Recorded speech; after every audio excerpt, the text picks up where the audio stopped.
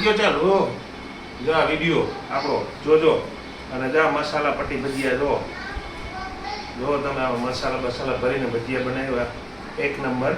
અને આ ચટણી જો આ ચટણી સાથે આ ભજીયા આ મરચું ટાઢોળું થઈ ગયું છે ને ખાવાની એક નંબર મજા આવે. આ બધા ઉપસીને દડા જેવા થયા જો છે ને આ મસાલાવાળા.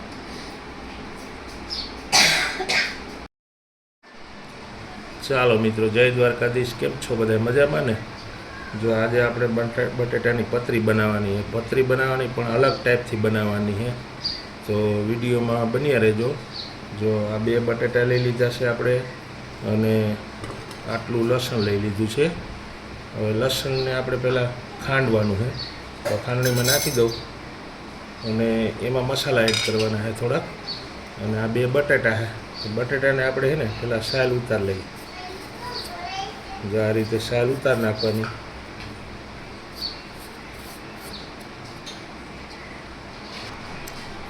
જો આ બટેટાની પટ્ટી પડી ગઈ છે જો આ રીતે. હવે આને આપણે ધોઈ નાખવાની છે. પહેલાં આપણે એને ધોઈ નાખીએ.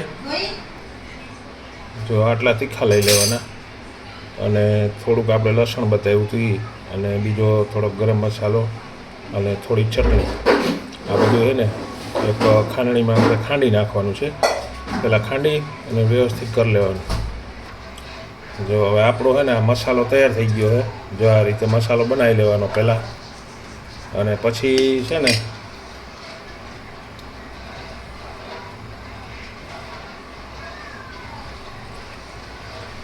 જો આ રીતે બટેટા લેવાના, આ રીતે પતરી પાડેલા.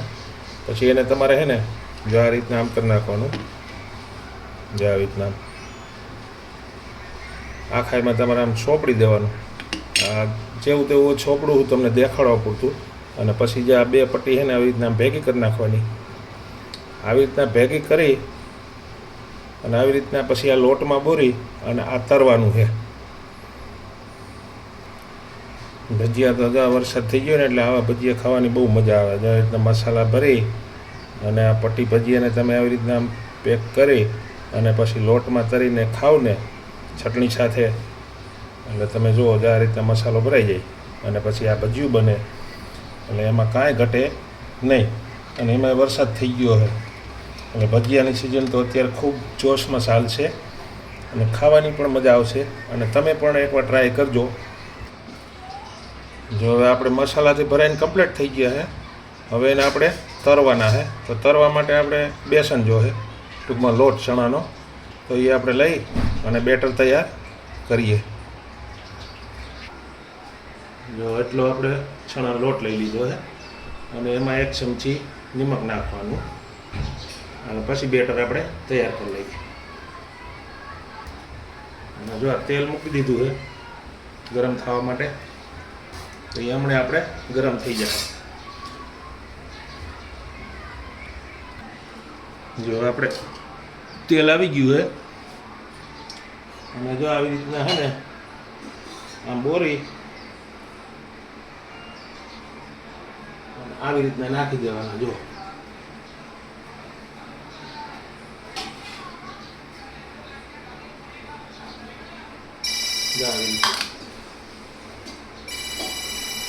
ભજીયા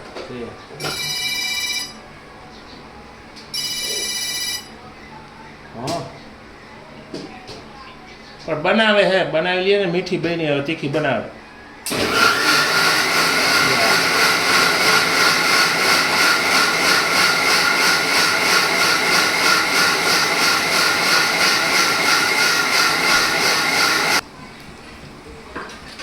જો આ છે ને આપણા પટ્ટી ભજીયા, મસાલા પટ્ટી ભજીયા. જો કેમ કે આવી રેસીપી જોવા માટે વિડીયો તમારે જોવો જ પડે, એમાં ફેર ન પડે. ભજીયા તો બધાય બનાવતા હોય પણ આવી રીતના મસાલા ભજીયા ન બનાવે કોઈ.